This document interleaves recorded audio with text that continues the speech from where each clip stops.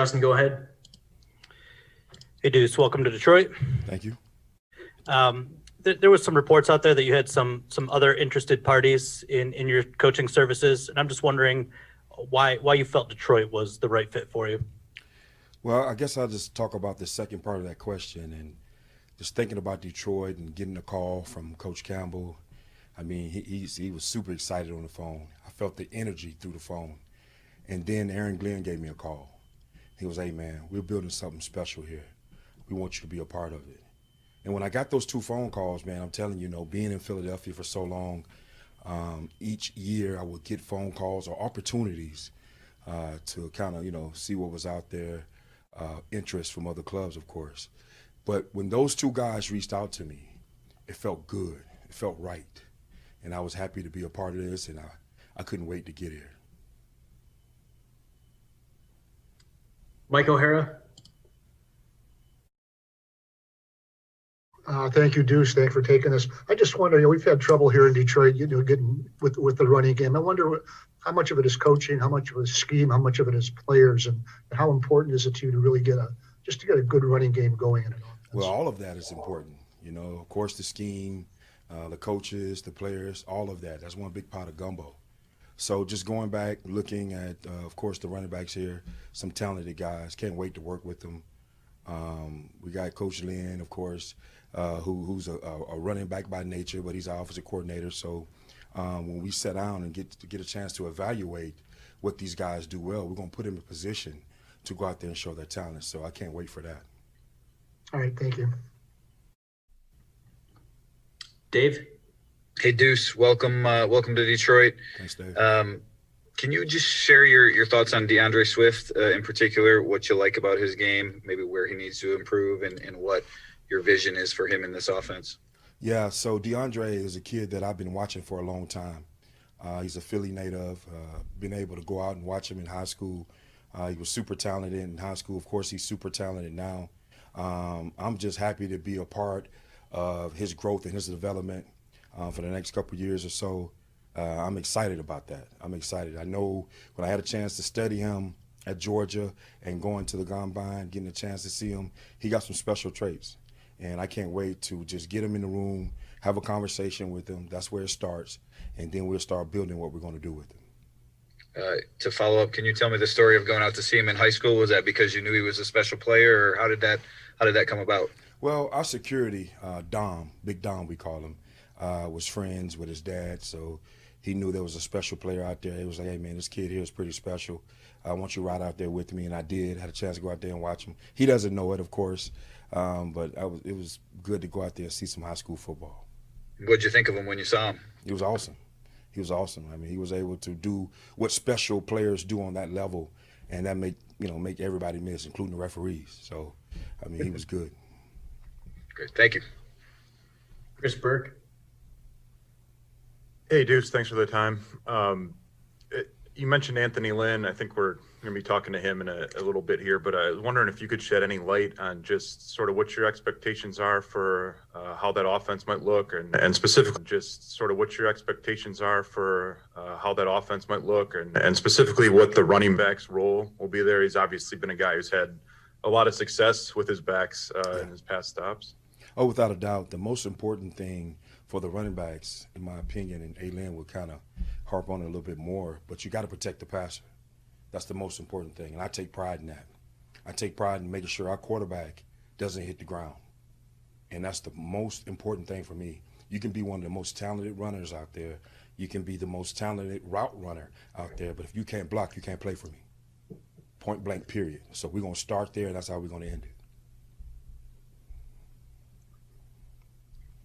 KB. Hey, Duce, how you doing? Good. Welcome to town. Thank you. Want to know, you're in the younger coach category, and like I said, you played recently. Is there a difference between coaching guys today to the way you were coached, and is there a different approach you take to it? I would say no, because it's still about relationships. It's still about establishing respect between each other and understanding the man as the coach and understanding the man as the player, and being able to take that player and then put him in position to make plays. That's what it's about. At the end of the day, you can draw up this scheme, draw up that scheme, but it's still a man whip a man game. So that's where you got to get a bunch of men on the field that can go out there and whip other men. Corey Woods. Hey, my question got taken. I'm good. Justin Rose. Hey, Duce, welcome to Detroit. Thank you. You mentioned that Campbell had mentioned that he was building something special here. Maybe in your first week or so of being here, is there something that sticks out to you that makes that feel more real than just words? Yeah, you could just look around at the staff. Just look around who's in the building. And one of the things as coaches, that's what we see ourselves as first. And I'm talking about the coaches that were former athletes that played in this league. You know, of course, we were former athletes. We're coaches now first. And we take pride in that. We take pride in teaching. We take pride in living vicariously through our players. That's who we are. And that's the energy you're going to get every day from us, including Coach Dan.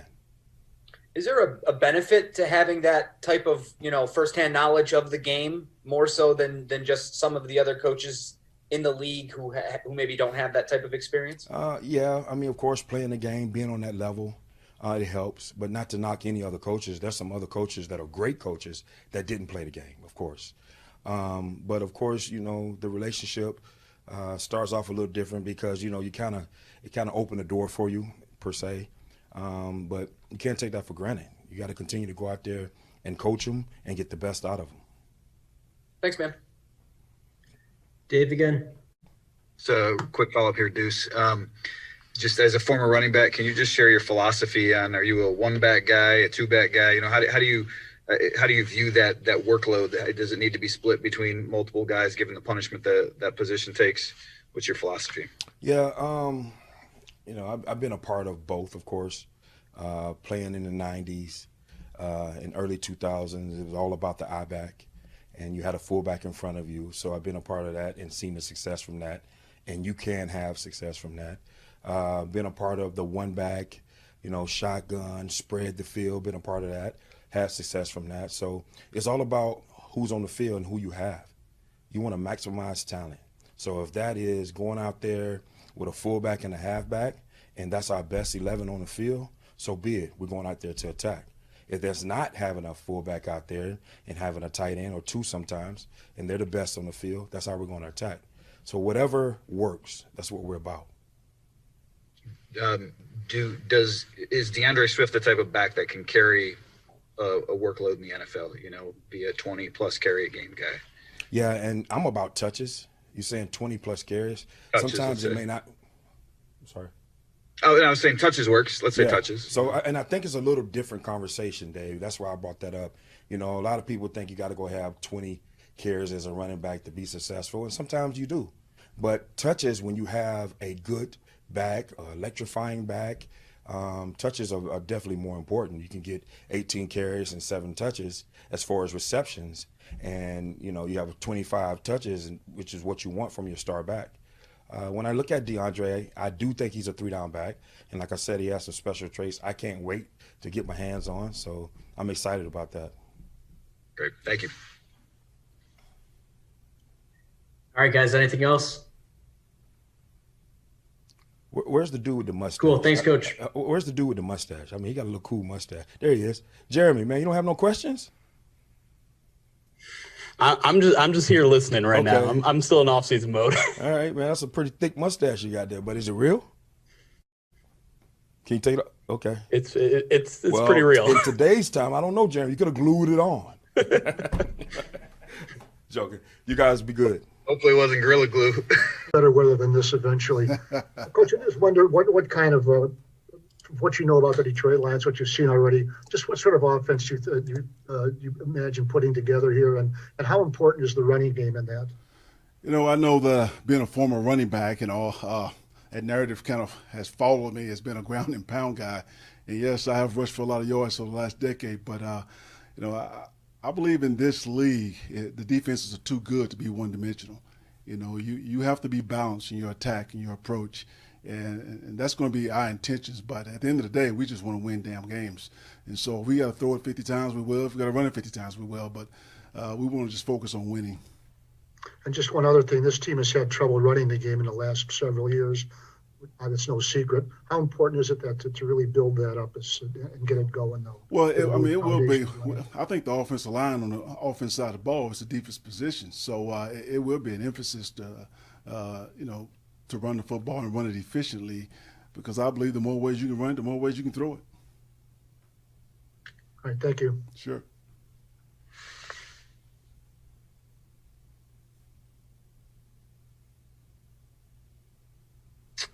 Sorry, Dave, go ahead. That's right. Hey, Anthony, Dave Burkett from the Free Press. Good to see you. Welcome to town. Don't be fooled by Mike. You were in Buffalo, so you know, but the weather doesn't get good here for a while still. Got to ask you first.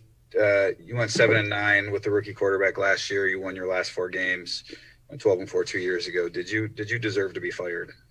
You know, that's not my call. That's the ownership call. That's why Dean Spanos owns that football team, and that was his call. And you know, all I know is I'm a Detroit Lion now, and I'm happy to be here, and I'm looking forward to this challenge. Fair enough. I know you can't talk specifically about guys who are not on your team, but do you expect to have your starting quarterback for next season on your roster before the draft?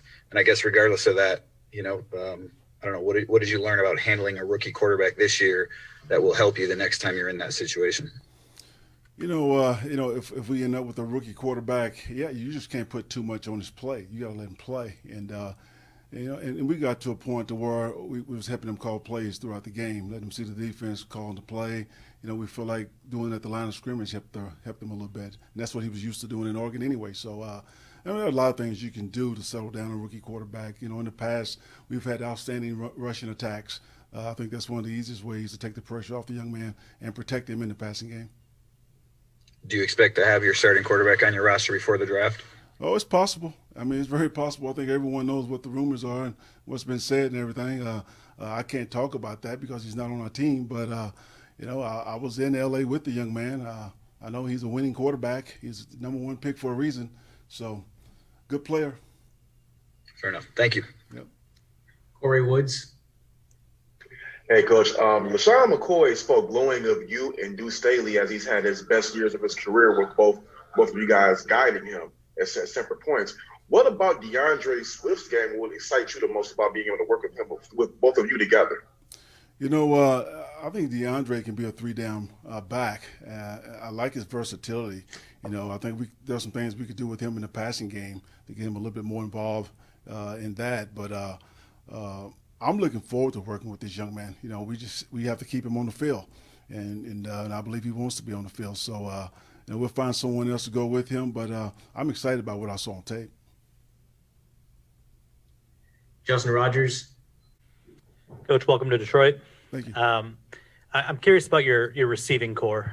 It's very much in flux right now. You've only got, I believe, Quintez under contract for next season. So as Brad is building out this core for you, do you like a certain set of skill sets that complement each other within that group? And do you expect to have any input in maybe how that's put together?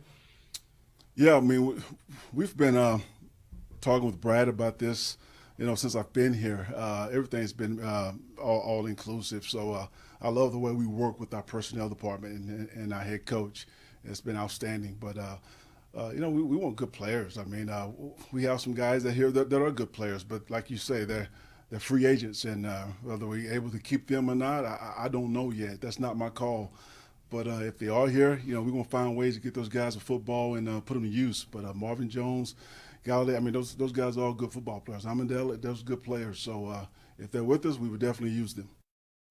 And I'm just curious, how different is Dan now than from when you guys were together in Dallas? You know what? In a lot of ways, he's the same because he's a hard worker. He's highly competitive, and he's a high character man. That's the reason why I'm here, because of Dan Campbell. I've all this respect in the world for him.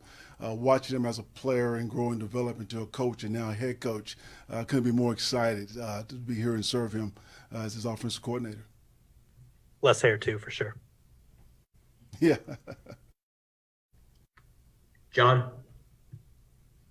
Hi, Anthony. I'm John Macaroon with SI's Detroit Lions site. I have 2 questions for you. My first, you've obviously worked with elite tight ends. How excited are you to work with TJ Hawkinson and to see his future progression?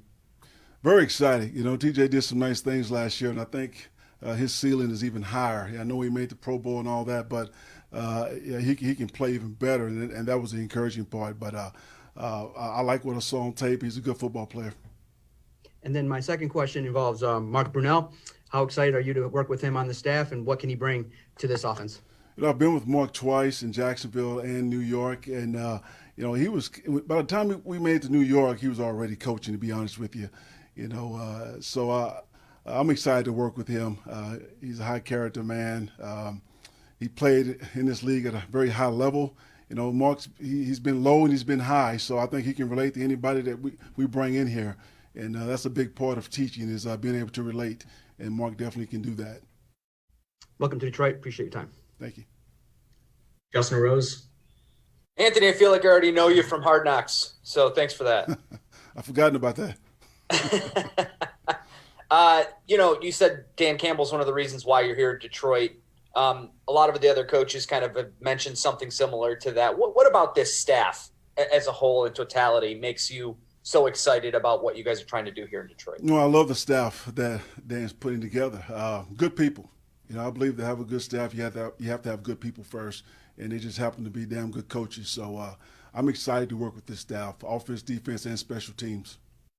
As a guy who's put together your own staff before, now you're coming along and being a part of it, there seems to be that the Lions organization itself wants kind of a collaborative effort from all different levels. I mean, are you seeing that with the types of experience you're getting from different positions in the coaching ranks? Absolutely, and I don't think that's a bad thing. You know, obviously Dan and Brad, they're going to make the call, but they make sure everyone in this building has a voice, and that's important. Welcome to Detroit, man. Thank you. Jamie. Hi, Coach. Jamie Edmonds, Channel 4. Welcome. My question switches gears slightly. As a former head coach, I wanted to know your opinion on this issue of the lack of diversity in head coaching positions in the NFL. And in your short time here in Detroit, what do you think the Lions' philosophy is with that? You know, I just got here, so I really don't know. You know, I just know that the NFL is not exempt from the rest of the world. And you just look at what's going on and you know, in society in general, Fortune 500 companies and CEOs, and you know, it's just that's always been a battle, a struggle, something that we fought for years and still fighting. But I just look forward to the day. You know, we're not talking about the color of a man or a woman's skin. We just hiring the best people, and that's all I really want, to be honest with you. But from what I've seen from this management so far, it's been outstanding. You know, very supportive. You know, with the head coach and long-term deal, and very dedicated and committed to getting this turnaround and building a consistent winner here. And I just believe when you have good leadership like you have in Dan Campbell and support from management, it's not a matter of if, it's just a matter of when. And that makes me excited. Thanks a lot. All right, we got time for 3 more. Tim, go ahead. Hey, Anthony, thanks for taking the time. Appreciate it. Hey, you've talked about a number of different positions on offense, but as the last game of the season kind of showed us, that offensive line is critical. I'm just curious your initial thoughts of the guys that you're inheriting. Obviously, Frank is a really terrific young center. You've got Dak over on the other side, some young pieces and some vets. Just curious, your initial thoughts of the guys that you have up front, because we all know that's critically important to this success. I mean, like I said, right now, I think that's our deepest unit, and you know, we could use a little more depth at tackle, but I like the guys that can play inside. And Decker's, you know, I think he's one of the top left tackles in the game. And the center, Frank, like you mentioned, outstanding football player. Met with Jonah Jackson today. You know, he's a young, up-and-coming stud. So I'm very pleased with what I've seen so far with the offensive line. Carlos. Anthony, last year, you know, when you had Tyrod Taylor and Justin Herbert, interesting situation with a veteran, proven guy that you'd coached before, and then a highly drafted rookie. What went into the decision to start Tyrod? Did he win the battle in camp, or was that the plan all along to start the veteran and let the rookie kind of sit and learn a little bit? How did that play out? Well, the plan all along was, we was going to play the best football player, but we didn't have a preseason. We didn't have an off season. So Tyrod Taylor was our day one starter, and he earned the right to be the day one starter. Every man on that team voted him team captain. That was the only time that's happened since I've been there.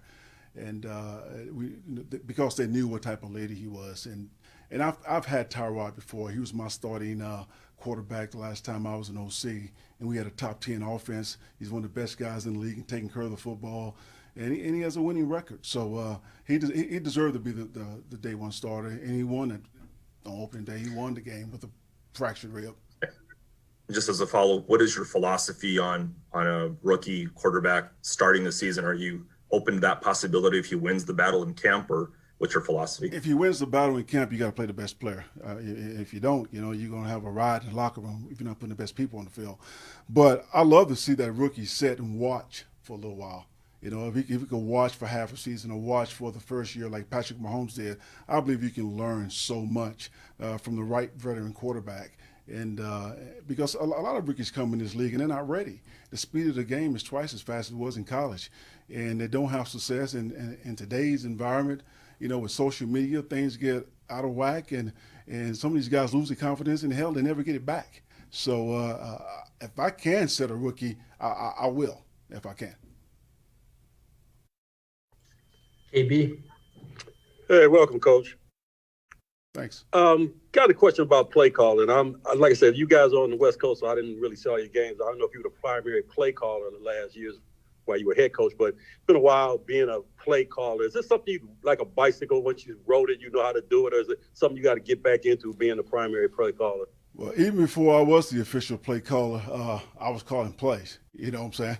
I was always preparing like a coordinator. In every game, I'd call plays. So when I became the primary play caller, it wasn't like it was the first time I did it. And over the last 4 years, I had offensive coordinators, and I let those guys call the plays, but I probably called a third of those plays. I was always involved, but I don't think it's something that I've forgotten how to do. That's for sure. All right. Thanks, Coach. Welcome.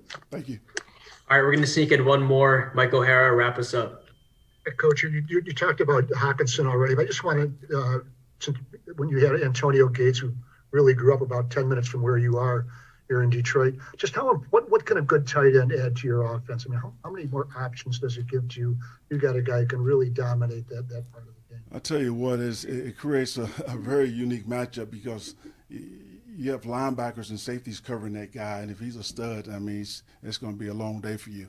And so if I force you to put a DB on that guy, then obviously you have a lighter box, and you want to run the football. You want to run the football into a lighter box.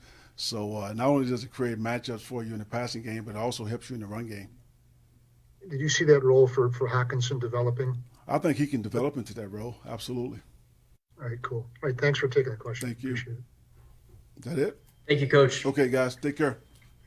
When you look at just some of the pieces, obviously this special teams unit was pretty good across the board last year, and I know a lot of those guys are free agents, but just what you seem to be inheriting, obviously a Pro Bowl punter, one of the better kickers over the last decade or so, and some really good cover pieces of return man. Just curious your thoughts on what you got in that unit. Yeah, no doubt about it. These guys played at a really high level a year ago. They have a bunch of really good players. I'd say personally for me, the thing I'm most excited about, honestly, is getting here and having a chance to work for Dan Campbell. I mean, he's an unbelievable guy. He's put together an amazing staff, Anthony Lynn and AG and all these guys, and then just a bunch of great assistants. Today we were downstairs just talking and getting to know everybody, and it was incredible listening to everybody's stories and all that. So I'm thrilled to death to be here. Obviously, there's a lot of talent on this roster, especially on special teams. Those guys played at a high level a year ago. And I'm excited to work with all these guys. I'm really fortunate to have this opportunity and feel blessed to be here and obviously to work for this organization. Dave? Sorry about that.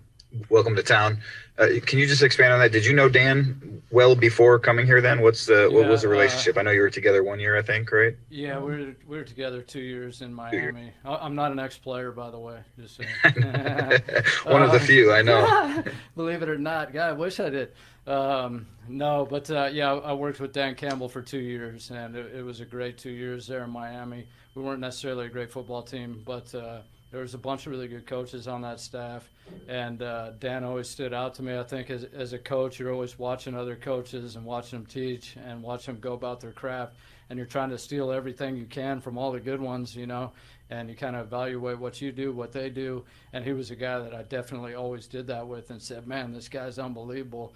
And then obviously I followed his career. We played against New Orleans a few times when I was in Philly, and I got to see him a couple times a year that way, and just have a lot of respect for him, the way he went about his business. Obviously ex-player, but he could really relate to the players really well and had a great way of communicating, and players always kind of rallied around him. So obviously for me, just really thrilled to death to be here with him.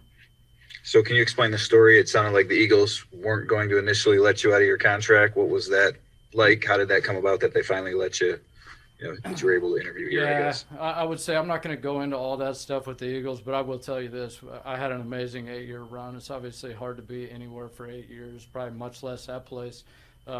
It's a challenging place, which is part of the fun for it as a coach. But we had an amazing 8-year run. It was a great place. I have a ton of respect for those people there. The building's unbelievable. The owner obviously starts with him. I worked for 2 great head coaches there. Obviously, we won a lot of football games, championships, a bunch of playoff games, and a Super Bowl ultimately. So we had a good run. Yeah. The other thing I wanted to ask you about was the kicking game, and specifically, I guess, the kicking position. You've been around a lot of kickers in your career, obviously, probably good and bad. What's the most important thing that the successful ones have, and how do you go about identifying that in a college kid, a college kicker?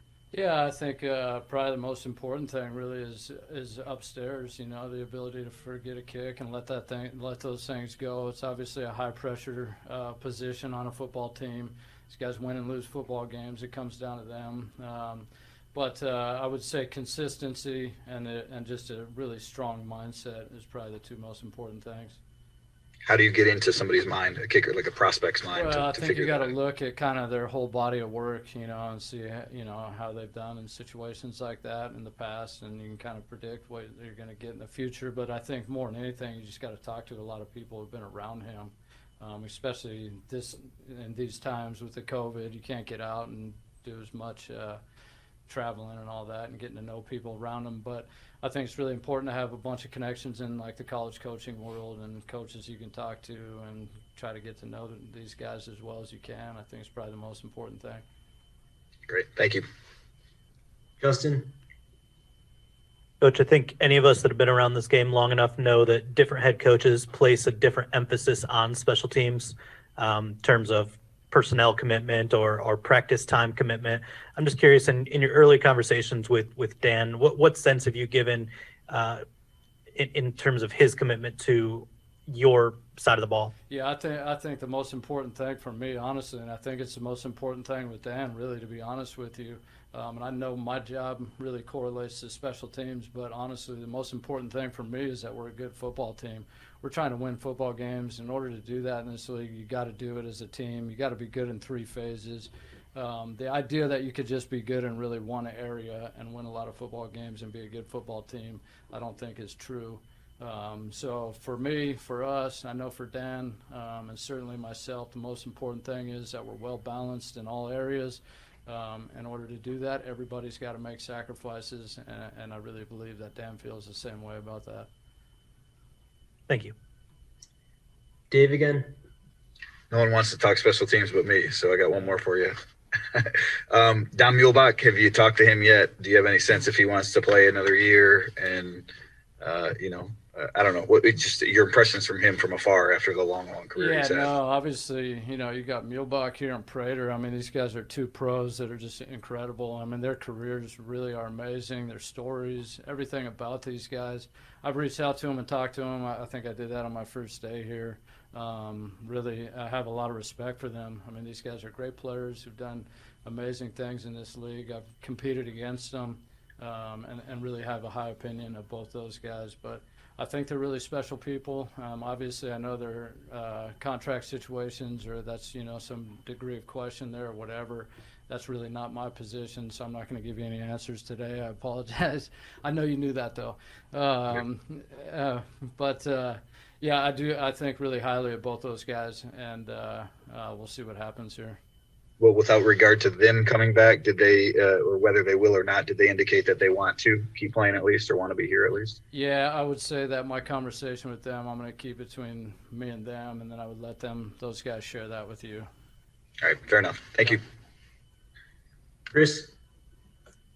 Hey, Dave. Chris Burke here. I'll sneak in for one.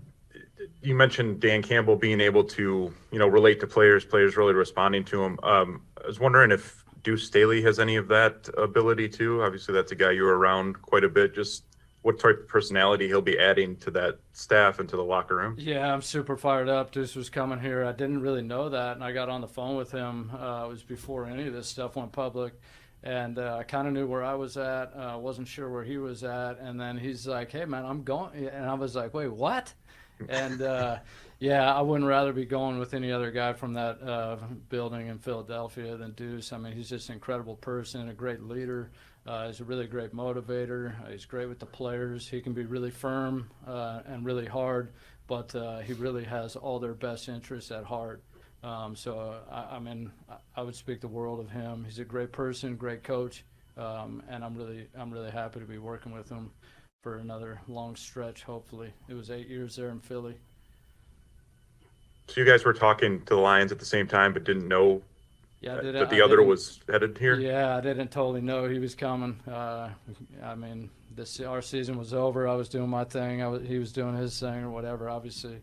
And then, yeah, we both got on the phone. We're just reaching out, talking to each other, and like, what you got going? Where and then we both figured out we were both pretty much headed here. Thank you. Yep. Anything else, guys?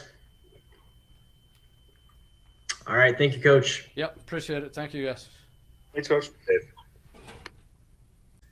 And the defense that we had back then was a really good defense. All right. So he knows defense. The second thing I would tell you, he's been in this division for a while. I joked him the other day saying he's making his rounds right in this division. So I mean, he's a dang good coach. He's a dang good organized man, all right? And he brings a wealth of knowledge to this team, which will help me quite a bit. And this is one from the Wayback Machine, but your brother Jason, I believe, was drafted here in 2001, let go in the last. They were trying to finesse it and ended up getting claimed. And you ended up playing him with two or 3 years together. What was that like, playing with your brother? Well, I would say that regime made a mistake by letting him go. They said that too. No, but man, it's a good deal. To be able to play with your brother. The thing is, he stayed with me that first year, all right? Because the following year, I actually ended up leaving, going to the Texans. There's not too many families that has brothers that actually get a chance to play in the league, and they didn't play together. So that was always a special moment to our family. That's something that my mother and my father was very proud of. I was very proud of it, to be able to actually get a chance to show him the ropes, all right? Because he was a rookie at that point. So that was a good deal for us. All right, cool. Thanks. No problem. Tim? Hey, Coach. Thanks for taking the time. I got two quick ones for you here. First off, I just wanted to ask you about Dan Campbell. And it looks from the outside, looking in a terrific coaching staff he's assembled here, you included, and some former players and guys with varying experiences. And just curious, what was it about Dan? What made you excited to come join him here in Detroit? Well, first thing is we're both Aggies, all right. So we have that relationship. The next thing is we played together in Dallas, all right, for a year, and then we had a chance to coach together for 5 years in New Orleans, all right. So me and Dan have many conversations just about football, and just being here with all these years, you get a chance to know the man, right, more than the football coach. And I'm attracted more to the man than the football coach, to be honest with you. And you just know that type of person that he is, he's going to bring in the right guys. And I think he made this statement saying he thought about the person first before the coach, right? And it just so happened that every coach that he brought on are damn good coaches, right? So that just speaks of the integrity of him, what he thinks about first, his person, right? Because this is a relationship business, right? He's done a good job of doing that. So, man, he's going to do great things in this league, right? And I'm going to continue to learn from him, right? Even though that we're good friends, all right, we do have that working relationship to where, I mean, he's going to say some things that's going to get to me, and I'm going to say some things going to get to him, all right? But that's just how it is, because we're both competitors, right? And we're both former players, so we still have that fire burning inside of us, right, once we get on the field. So, man, I'm looking forward to game time, looking forward to practice, and I know he's going to do a hell of a job with his team. And then secondly, obviously there were some struggles here on defense last year. When you start to break down the tape and watch it, are there some things that excite you? Maybe a few things that do excite you about the defense that you are inheriting? What excites me first off is the chance to go out there and be a coordinator for this team. All right. And then once you look at the players, and I think Dan said it. All right. Dan said it that the players looked, I think, confused. I think with no confidence. And the one thing that we have to do, we have to change that narrative of the players, of their thinking, so they can go out and play with confidence and get them to play fast. And what we're going to do as a staff is make sure that happens. That's our number one job, right? Get the players playing fast, get them confident, right? And let those guys let it loose, right? We don't need a lot of thinking out there. We just want the guys to understand what's my job, right? Where my eyes got to be, coach, and what I got to do, all right? And they're going to go out there and play fast and play with confidence. So that's our job, to make sure we let that happen. Neo? Hey, Aaron, specifically when you look at that secondary and maybe some of the young guys like Okuda, what do you see in terms of potential to I do see some athletes. of the about doing? I see athletes. And when you have a group of athletes, all right, you coach them, right, exactly tell them what they have to do, right, you get a chance to see a secondary that's going to make plays for you. All right, kind of reminds me of my first year in New Orleans when I had a young secondary with Marshawn Lattimore, Von Bell, Marcus Williams, right, all those young guys. Right, you get to grow these guys as pups. All right, I'm excited about that. Right, Jeff Okuda, first-year player. Right, Amani, right, young player. Right, even the two safeties that we have, right, young players. Right, I get a chance to mold those guys to exactly how we want to. I want those guys to play. I know AP is going to do a hell of a job in that situation. Right, it's my job to try to tie this thing together from the front to the back to make sure we're all on the same page. So I'm excited about that secondary, and I know those guys are going to do a good job for us. How well do you know Aubrey, and I guess is there a relationship there before now? Well, I would say this, that we come from the same tree as far as defense is concerned, right? The one thing I learned as a pup, and Bill Parcells taught me this, is make sure you try to surround yourself from guys from the same tribe, right? We're from the same tribe as far as coverage, right? So that attracted me to AP, all right? As far as this split safety coverage they did with the Rams, all right? I've been a part of Vic's system for a while, right? Even played for Vic when I was with the Texans. So, again, a lot of these coaches that you're going to see that's with me, right, is from the same tribe. Right now, again, I learned it from Bill Parcells back in the day, and I haven't moved from that thought process ever. Thanks. KB? Hey, welcome, Coach Glenn. How are you? I'm doing well. How you doing? We can discuss 4-3 versus 3-4 later on, but I got a question. You were involved in one of the big games in Detroit history, the 1997 game with the Jets and Lions, Barry Sanders 2000, and Reggie Brown's injury. What do you remember from that game? Are you really going to bring that back up? I got to bring it up. Okay. Now, I tell this story actually quite a bit. Now, that was a game I think both teams were fighting for the playoff. Right. Both teams were fighting for the playoffs, all right? I think that was Bill Parcells' first year, right? And it was that the last game of the season? Last game of the year. Last game of the season. All right, here's what I will tell you, right? Barry Sanders had maybe 40 yards in the first half, right? If that. I think he needed, 150 to go for, was it 2,000 or something like that? 2,000. Man, you know this story. Why are you asking me this? You're making me relive this whole story. No, but anyway, he didn't have a lot of yards in the first half. And the thing is, I thought we were winning the game. And then he comes out the second half just on a terror. And I remember the one play, right? He made a move on our corner, Otis Smith. Otis Smith tried to trip him and missed him. And I tried to chase him down. I don't know if he scored or what. But when I chased him down, I looked up. That was his 2,000 yards. So I'm on tape for tackling Barry Sanders for his 2,000 yards. All right? That's what you want to hear, right?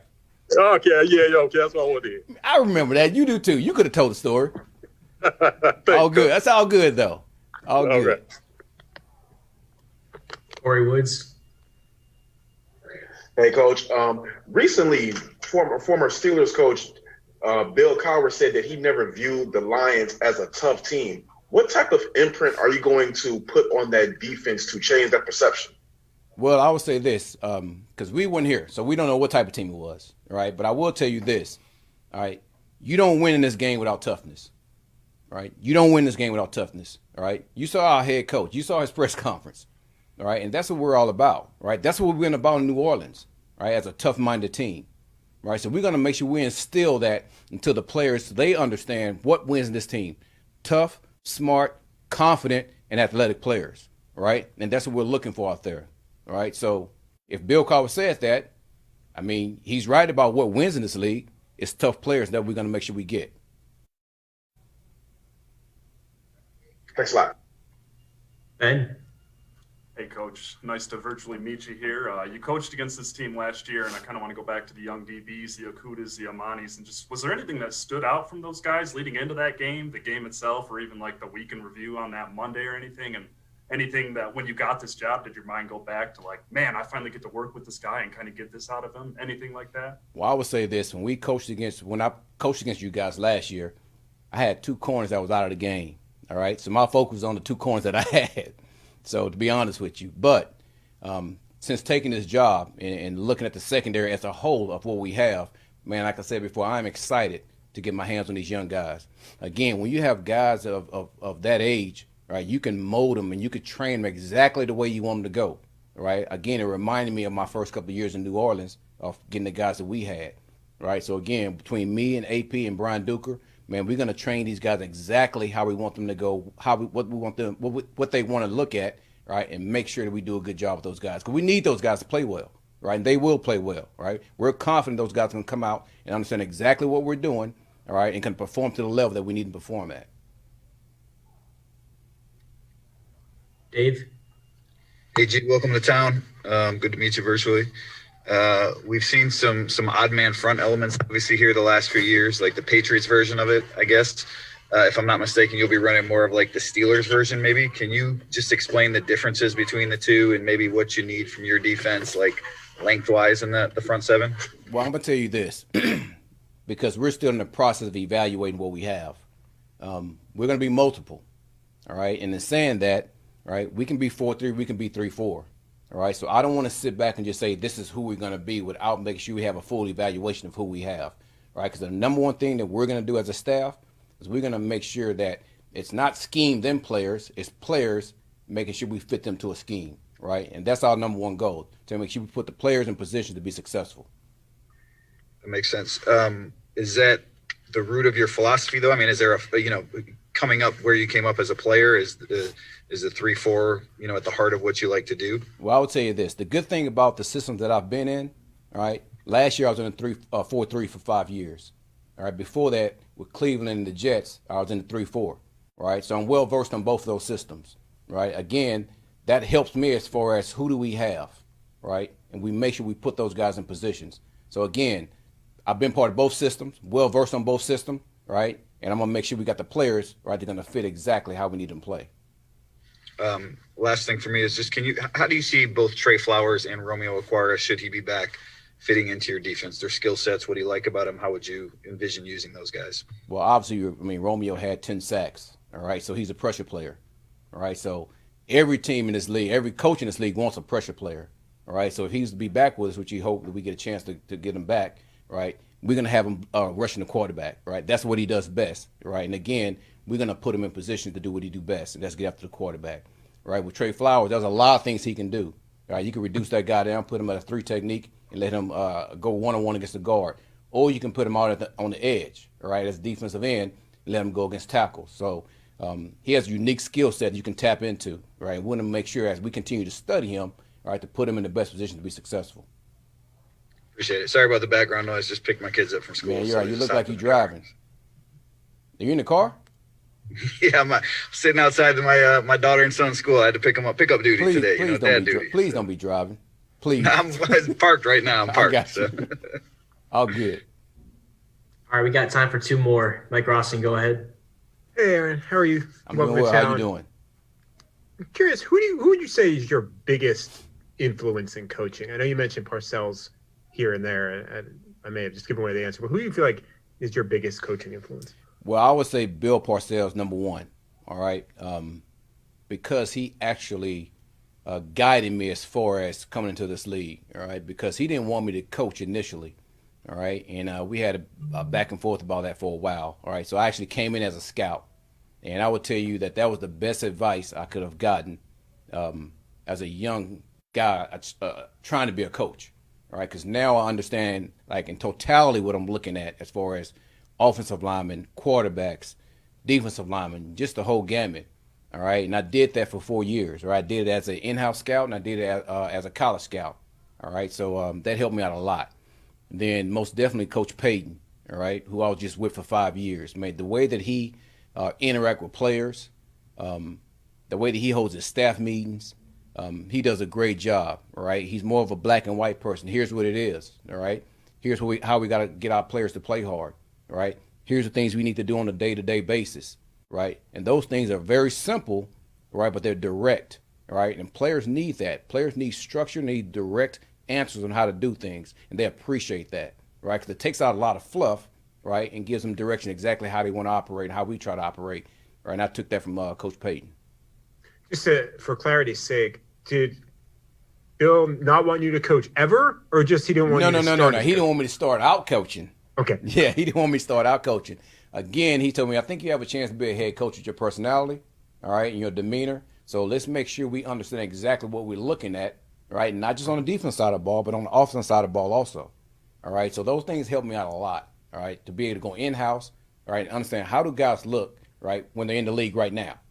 And then in college, right, potentially what can they be, right? And that taught me a lot about looking at guys and projecting them what they're going to be, right? And again, the best advice I've had, right, helped me as a coach, helped me as a young coach, right, continues to help me as I continue to go in this league. And I said one question Dave asked about Trey and Romeo. Linebacker-wise, obviously there's varied positions in there, but is there a type of linebacker that you feel will work better for what you want to do? Yes, linebackers that can make plays. That's fair. I walked into that. But from like, is like, do you feel like there's speed, or like, is there a skill standpoint? Like, do you prefer bigger guys? Listen, I love speed. All right, I love big guys too. Right, I like big guys with speed.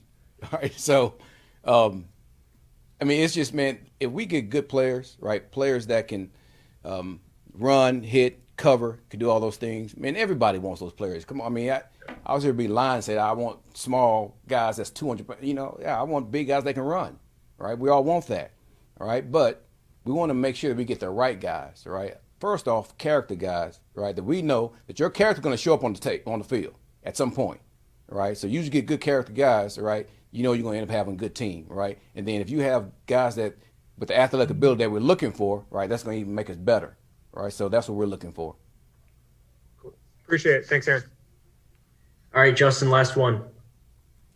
Yeah, just wanted to kind of wrap this up with a theme that both you and Dan have touched on with the defense last year playing slow, timid, confused, whatever word you want to use, kind of all the same. How do you get this group playing fast quickly? Because that was the third year of a scheme they were just in, and they're still playing that way. How do you get them playing faster without oversimplifying things? Well, I think the first thing you let those guys know, and like a guy like Okuda, listen, let your best be good enough for us, right? Let your best, right? Don't try to live to be the third pick in the draft, right? We don't need you to do that, right? We just need you to be the best Okuda you can be, and that'll be good enough for us, right? And whatever that is, right, it's going to come with some competition also, right? Meaning other guys going to be behind you. They're going to be pushing for your job too, right? And that's just what we're about, right? Everybody on this defense is going to have somebody that's going to be competing against them for their job, all right? So the next thing is give them direct responsibility, right, of what their job is, right? If your job is to go cover this guy, you cover this guy, you don't let him catch it, all right? So now it takes a lot of thinking out, all right? So you look at the tape, you see guys in stacks and bunches, they don't know what to do, all right? We don't want to make sure that's not happening with our guys, right? So that takes a lot of confusion out, and when you're not confused, you're able to play fast, all right? You know what you're doing, and then you can go make plays. We want these guys to be able to do that as much as they can. All right, so we want this defense. I'm not saying we're going to be simple to a target, all right, but we're going to be simple enough for our guys to know exactly what they're doing so they can go out there and perform their duties. Thank you, Coach. All right, thank you, Coach.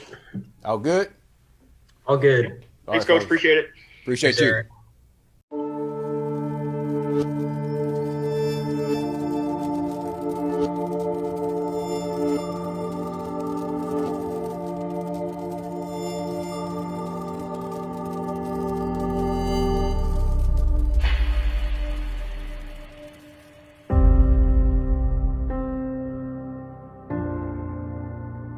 anybody that been to another introductory press conference you're probably saying, I've heard it all before. I've heard this before.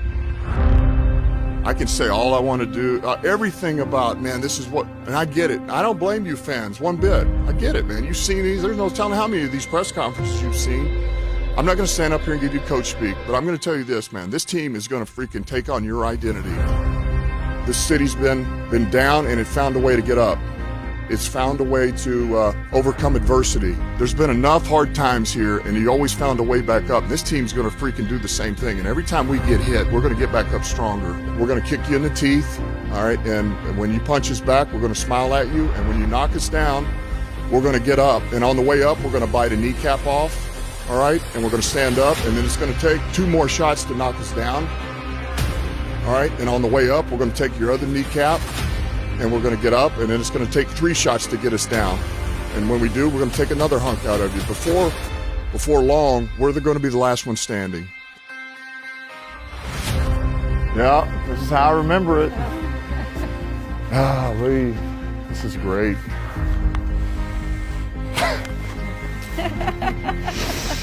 Thank y'all.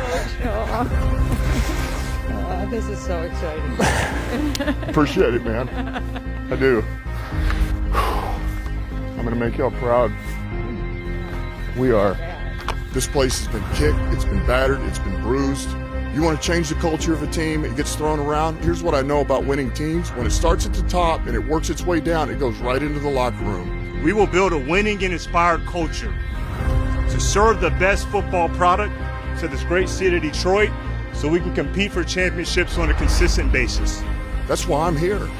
I wanted this job bad because I felt like I knew this community. I played here. I know that Detroit's made up of great people, some really good people. This community is strong. I think this is special because I know this, when we bring a winner to this city, it's going to be something we can all be proud of.